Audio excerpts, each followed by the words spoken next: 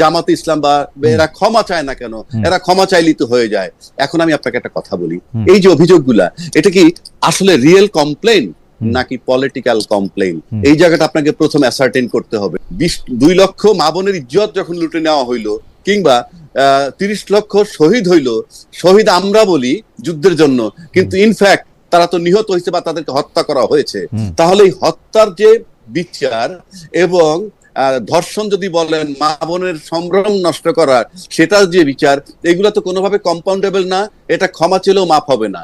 তাহলে এই অভিযোগটা 55 বছর ধরে চললো, 2টা সরকার, আজকে যারা ক্ষমতা আছে তারা এবং যারা পতিত সরকার হইলো, ঘুরে ফিরে তারাই সবচেয়ে বড় রোল প্লে করছে বাংলাদেশে ক্ষমতায়। যদি বিশেষ করে আমি শেখ হাসিনার আমল ধরি, বেগম খালেদার আমল ধরি, দুইয়ে মিলে পাক্কা 30টা বছর দেশে ছিলেন, ক্ষমতায় ছিলেন।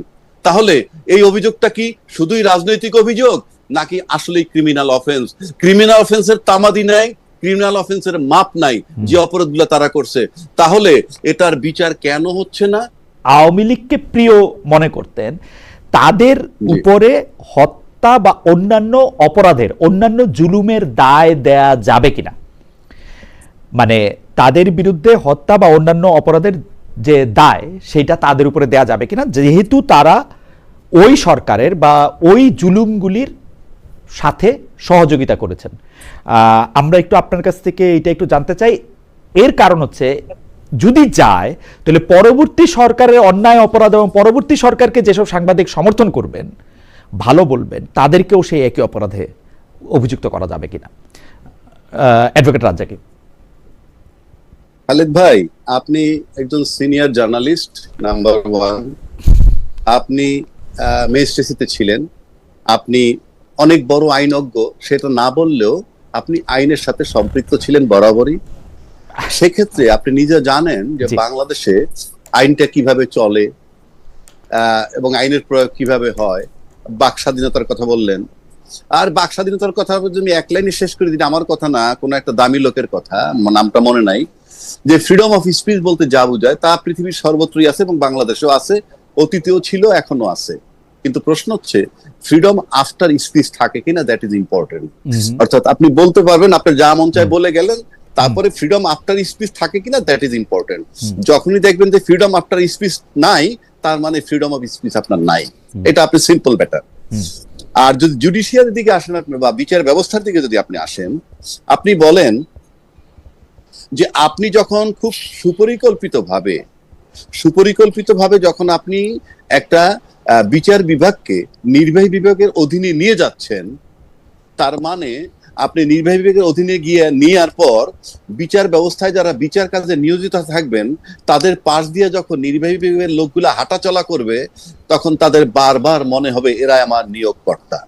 এবং যখন কেউ ভাববে যে এরা আমার নিয়োগকর্তা, সেই ব্যক্তি স্বাধীনভাবে কাজ করতে পারবে না, আপনি লিখে রাখতে পারেন। 1।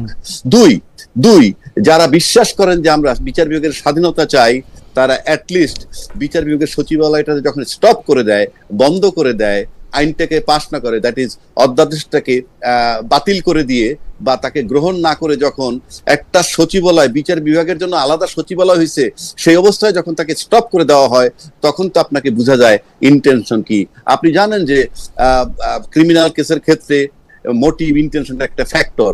তাহলে আপনি এখানে মোটিভটা কি, ইন্টেনশনটা কি? আপনি বিচার বিভাগের স্বাধীনতা চাইবেনই, তাহলে আপনি কেন এই পৃথক বিচার বিভাগের যে পৃথক সচিবালয়, সেই অধ্যাদেশটা আমরা কেন পাশ করলাম না? সুতরাং এটা আপনি একটা বিরাট বার্তা দিয়ে দিচ্ছেন অলরেডি যে ইয়েস। আমার মনে হয় যে আপনি এই সরকারের ইন্টেনশনের কথা বলতেছেন, কিন্তু আমি যেটা আপনার কাছে একজন আইনজ্ঞ হিসেবে জানতে চাই, যে মানে অ্যাডভোকেট রাজাকে, মানে আমি আর যাই হই, আইনজ্ঞ তো কিছুতেই না, কারণ আমি আইন বিষয়ে আমার কোনো পড়াশোনা, মানে ডিগ্রি নাই, তো আইনজ্ঞ তো অনেক পরের ব্যাপার। আমি যেটা জানতে চাইতেছি যে আপনি যাদেরকে বলতেছেন যে উনি মিডিয়াতে আওয়ামী লীগ সরকারের পক্ষে কথা বলেছেন, সেই জন্য তার বিপক্ষে আওয়ামী লীগ সরকারের যত খুন, যত জুলুম, সেইটা আমরা তাকে এনাবলার বলে তাকে আমরা বিচার করতে পারি, এবং এইটা বলে আপনি এক ধরনের জনসমর্থনও আমরা এর পক্ষে দেখছি। এইটা আসলে বিচার ব্যবস্থার জন্য বা মুক্ত স্বাধীনতার জন্য কতটা ঠিক? আমার প্রথম কথা হলো যে এই যে অভিযোগগুলো যে কে হত্যা করলো, কে ক্ষমতায় থেকে হত্যা করলো, কার ইঙ্গিতে হত্যা হইলো, এটার বিচার নিয়ে যখন আমরা আলোচনা করি, আমরা যেমন কি বলে স্বাধীনতা বিরোধী শক্তি নিয়ে আলোচনা করি, তারা দীর্ঘদিন স্বাধীনতা বিরোধী শক্তি, কেউ কেউ বলছেন যে তারা ক্ষমা চাইলে, আমরা টকশোতেও শুনছি, আপনিও শুনছেন যে জামাতে ইসলাম বা এরা ক্ষমা চায় না কেন, এরা ক্ষমা চাইলেই তো হয়ে যায়। এখন আমি আপনাকে একটা কথা বলি, এই যে অভিযোগগুলা, এটা কি আসলে রিয়েল কমপ্লেন নাকি পলিটিক্যাল কমপ্লেন? এই জায়গাটা আপনাকে প্রথম অ্যাসার্টেন করতে হবে। এই অভিযোগগুলো কি রিয়েল অভিযোগ না রাজনৈতিক অভিযোগ? কেন বলছি, আপনি যেহেতু বিচার বিভাগে ছিলেন, সেজন্য বলছি যে কতগুলা অফেন্স আছে যেটা আপনি আদালতের অনুমতি নিয়ে করতে পারেন, কম্প্রোমাইজ করতে পারেন। কিছু আছে অনুমতি না নিয়ে কম্প্রোমাইজ করতে পারেন, আবার কিছু আছে আদালতও পারমিশন দিতে পারবে না কম্প্রোমাইজ করতে, এটা নিশ্চয়ই আপনি জানেন। তো সেক্ষেত্রে আপনি যদি 2 লক্ষ মা বোনের ইজ্জত যখন লুটে নেওয়া হইলো, কিংবা 30 লক্ষ শহীদ হইলো, শহীদ আমরা বলি যুদ্ধের জন্য, কিন্তু ইনফ্যাক্ট তারা তো নিহত হয়েছে বা তাদেরকে হত্যা করা হয়েছে, তাহলে এই হত্যার যে বিচার এবং ধর্ষণ যদি বলেন, মা বোনের সম্ভ্রম নষ্ট করার সেটার যে বিচার, এগুলো তো কোনোভাবে কম্পাউন্ডেবল না, এটা ক্ষমা চেলেও মাফ হবে না। তাহলে এই অভিযোগটা 55 বছর ধরে চললো, 2টা সরকার, আজকে যারা ক্ষমতা আছে তারা এবং যারা পতিত সরকার হইলো, ঘুরে ফিরে তারাই সবচেয়ে বড় রোল প্লে করছে বাংলাদেশে ক্ষমতায়। যদি বিশেষ করে আমি শেখ হাসিনার আমল ধরি, বেগম খালেদার আমল ধরি, দুইয়ে মিলে পাক্কা 30টা বছর দেশে ছিলেন, ক্ষমতায় ছিলেন। তাহলে এই অভিযোগটা কি শুধুই রাজনৈতিক অভিযোগ নাকি আসলেই ক্রিমিনাল অফেন্স? ক্রিমিনাল অফেন্সের তামাদি নাই, ক্রিমিনাল অফেন্সের মাপ নাই যে অপরাধগুলো তারা করছে। তাহলে এটার বিচার কেন হচ্ছে না? অথচ চালকাল ধরে আমরা এই শব্দগুলো শুনতেছি। একইভাবে আপনি যদি শেখ হাসিনার আমলটা নিয়ে আসেন, এটা কি এখন রিয়েল কমপ্লেন না পলিটিক্যাল কমপ্লেন? যদি রিয়েল কমপ্লেন হয় বিচার করতে হবে। ইউনূস সাহেব উনি যা করে গেছেন সেখানে যদি রিয়েল কমপ্লেন থাকে বিচার করতে হবে। তাই আমার প্রশ্ন, কমপ্লেন গুলা পলিটিক্যাল নাকি কমপ্লেন গুলা রিয়েল? এইখানে আগে আমি শেষ করছি। যদি পলিটিক্যাল কমপ্লেন হয় তাহলে আপনাদের কোনো রাইটই নেই পলিটিক্যাল ইস্যু নিয়ে 55 বছর ধরে বিতর্ক করার, নাম্বার 1। আর যদি এটা রিয়েল কমপ্লেন হয়, কারো মাফ করার অধিকার নাই, আর টিভিতে বিতর্ক করার অধিকার নাই।